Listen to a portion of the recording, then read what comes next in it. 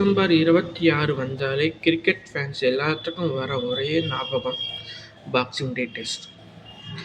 ஏன் இந்த நாள்? ஏன் மெல்போர்ன் கிரவுண்டு மட்டும்? ஏன் இந்த நாளுக்கு இவ்வளோ ஹைப்? ஃபுல் டீட்டெயிலாக தெரிஞ்சுக்க வாங்க வீடியோக்குள்ளே போகலாம்.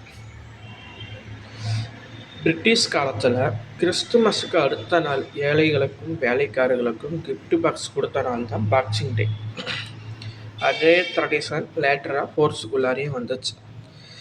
முதல்ல பாக்ஸிங் டே 1950 மெல்போர்ன் கிரிக்கெட் கிரவுண்டில் நடந்துச்சு. அப்போவே 90,000 பார்வையாளர்களுக்கு மேலே வந்ததாக சொல்கிறாங்க. அப்போவே அவ்வளோ மாசிவான மேட்சாக நடந்திருக்கு. அந்த மேட்சோட ரெஸ்பான்ஸு அப்படியே எக்ஸ்ப்ளோர்ட் ஆயிடுச்சு. அதுக்கப்புறம் பாக்ஸிங் டே டெஸ்ட்டு ஆஸ்திரேலியனோட கிரிக்கெட்டோட ஐடென்டிட்டியாக மாறி போயிடுச்சு. இந்த பாக்ஸிங் டெஸ்ட்டில் விளையாடுறது அவங்களுக்கு அவ்வளோ கௌரவமாக நினைக்கிறாங்க. ஏன் மெல்போர்ன் கிரவுண்டில் மட்டும்? ஏன்னா மெல்போர்ன் கிரவுண்டில் 1,00,000 பார்வையாளர்களுக்கு மேலே பார்க்கக்கூடிய கெப்பாசிட்டி இடம் இருக்குது. கிறிஸ்துமஸ் ஹாலிடேனால ஸ்டேடியம் ஃபுல் க்ரௌடாகிடும். அப்புறம் மெல்போர்னோட கிளைமேட் 5 days ஸ்டேபிளாக மேட்ச் நடக்க சான்ஸ் இருக்குது. ஏன்னா அங்கே நாள் அந்த டிசம்பர் 26 டைமில் அங்கே மெல்போர்ன் கிரவுண்டோட கிளைமேட்டு அப்படி தான் இருக்கும். ஆஸ்திரேலியாவோட கிளைமேட்டு அப்படி தான் இருக்கும். 5 நாள் கண்டிப்பாக மேட்ச் நடந்தே ஆகும். மேட்ச்சு வின்னா தோல்வியா ட்ராவெல்லாம் கணக்கு இல்லை. ஆனால் 5 நாள் ஃபுல்லாக மேட்ச் நடக்கும். அதனால் மெல்போர்ன் கிரவுண்டில் ஸ்டேபிளாக வச்சுருக்குறாங்க. அவங்க பாக்ஸிங் டேயில் ஆஸ்திரேலியாவோட ரெக்கார்டு எப்படி இருக்கும்? பாக்ஸிங் டேனாலே அவங்களுக்கு ஃபுல் பவர் ஃபுல் இது. அந்த மேட்ச்சில் தோற்றாலே அவங்க அவ்வளோ கேவலமாக நினைப்பாங்க. பிச்சோட கண்டிஷன் டே 1 சீம் மூமெண்ட் இருக்கும். ஃபாஸ்ட் பாலருக்கு ஹெல்ப் இருக்கும். ஓவர் காஸ்டிங் இருக்கும். அந்த டைமில் பேட்ஸ்மேன் நிதானமாக ஆடணும். சன்லைட் க்ளவுடு ரிமூவ் ஆக பிச்சு கண்டிஷன் மாறும்.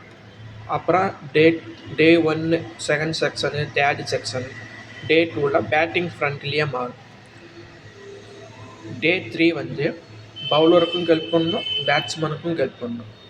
டே 4 பிச்சில் கிராக் ஆகிரும். ஃபின்னுக்கு ஹெல்ப் பண்ணணும். அன்ஈவனாக இருக்கும் பவுன்ஸு. ஃபின்னரோட டாமினேஷன் அதிகமாக இருக்கும். இந்த பிச்சை கணிக்கிறதே கஷ்டமாக இருக்கும். இந்த பிச்சில் விளையாடுறது ஸ்கில் மட்டும் பத்தாது, டிசிப்ளினான பிளேஸ் வேணும். டிசிப்ளினாக விளையாடணும். எவ்வளோ பெரிய டேலண்ட்டாக இருந்தாலும் ஸ்கில் வச்சுருந்தாலும் இந்த பிச்சில் டிசிப்ளினாக இல்லைன்னா அவங்களால சர்வே ஆக முடியாது. இது வெறும் மேட்ச் கிடையாது. ஆஸ்திரேலியனோட ட்ரெடிஷ்னல் ஃபெஸ்டிவல் கேம். அதில் போய் டிசிப்ளினாக விளாண்டா மட்டும்தான் அந்த டீம் வின்னிங் சான்ஸ் அதிகமாக இருக்கும். ஏதாவது ஒரு இடத்துல மிஸ்டேக் பண்ணாங்கன்னா அந்த டீமே டோட்டலாக கொலாப்ஸ் ஆகிடும். இது வரைக்கும் 44 பாக்ஸிங் டே டெஸ்ட் நடந்திருக்கு. இதில் எதிர் அணி 8 முறை வின் பண்ணியிருக்கிறாங்க. முக்கியமாக இங்கிலாந்து 4 முறை, இந்தியா 2 முறை, சவுத் ஆஃப்ரிக்கா 1 முறை, வெஸ்ட் இண்டீஸ் 1 முறை, மொத்தம் 8 முறை எதிர் அணி வின் பண்ணியிருக்காங்க.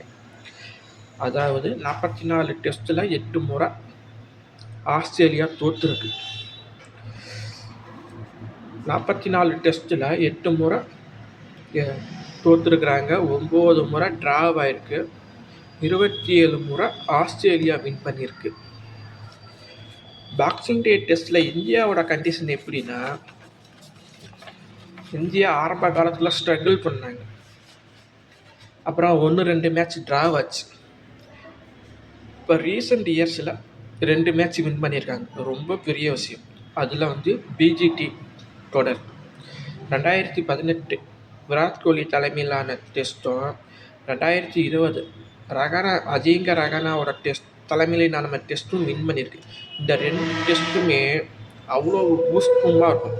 நீங்கள் இதை கூட யூடியூப்பில் போய் கையில் வச்சு பார்த்தீங்கன்னு வச்சுக்கோங்க, அவ்வளோ வெறி வரும். அந்த 2 டெஸ்ட்டுமே முக்கியமான டெஸ்ட்டு. அந்த 2 டெஸ்ட்டு வின் பண்ணப்பையும் அந்த பிஜிடி டெஸ்ட் தொடரை இந்தியா வின் பண்ணியிருக்கு. முக்கியமான விஷயம் அதான். இந்த பாக்ஸிங் டே டெஸ்ட்டில் இந்தியா ரீசெண்ட் இயர்ஸில் ரொம்ப ஃபைட் பண்ணியிருக்காங்க. அந்த ஃபைட்டிங்னால அவங்களுக்கு கிடைச்ச ரிசல்ட்டு வின்னு. ஆரம்பத்தில் ஸ்ட்ரகிள் பண்ணாங்கன்னு சொன்னேன்ல, அதுக்கப்புறம் ட்ரா வச்சு அதுக்கப்புறம் வின் பண்ணியிருக்கிறாங்க. இப்போ லாஸ்ட்டு 2024 பாக்ஸிங் டே டெஸ்ட்டில் இந்தியா ஆஸ்திரேலியா நடந்துச்சு. அந்த மேட்ச்சில் இந்தியா லூஸ் பண்ணிடுச்சு. தலைமுறையாக கடந்து வரும்போது அதில் வின்னிங் பர்சன்டேஜ் அதிகமாகுது. இந்த பாக்ஸிங் டே டெஸ்ட்டில் மொத்தம் 10 மேட்ச் இந்தியா விளையாடிருக்கு. அதில் 2 மேட்ச் வின் பண்ணியிருக்கு, 2 மேட்ச் ட்ராவ் ஆகிருக்கு, 6 மேட்ச் லூஸ் பண்ணியிருக்கிறாங்க. ஏன் பாக்ஸிங் டே டெஸ்ட் மட்டும் இவ்வளோ ஸ்பெஷல்? ஏன்னா இயர் எண்டில் வர கிரிக்கெட் டோர்னமெண்ட். அது வெறும் டோர்னமெண்ட் மட்டும் இல்லை, festival. Christmas holiday, full stadium, full crowd ஆயிரும். குளோபல் வியூவர்ஷிப், மெயினாக அதான் குளோபல் வியூவர்ஷிப். அப்புறம் ஆர்எஸ்எஸ் பிஜிடி போல் பிக் டோர்னமெண்ட்டு அந்த டைமில் நடக்கும். அதனால் ஃபுல் கைப்பாக இருக்கும். இந்த பாக்ஸிங் டே டெஸ்ட்டில் இந்த வருஷம் மேட்ச் எப்படி இருக்கும்? கிரிக்கெட் ஹிஸ்ட்ரி ரிப்பீட் ஆகுமா, இல்லை ஏதோ மிராக்கல் நடக்குமா? நீங்கள் கண்டிப்பாக கமெண்டில் வந்து சொல்லுங்கள், ஹானஸ்ட்டாக சொல்லுங்கள். ஏன்னா இந்த வருஷம் பாக்ஸிங் டே டெஸ்ட்டில் இந்தியா இங்கிலாந்து மேட்ச் நடக்குது.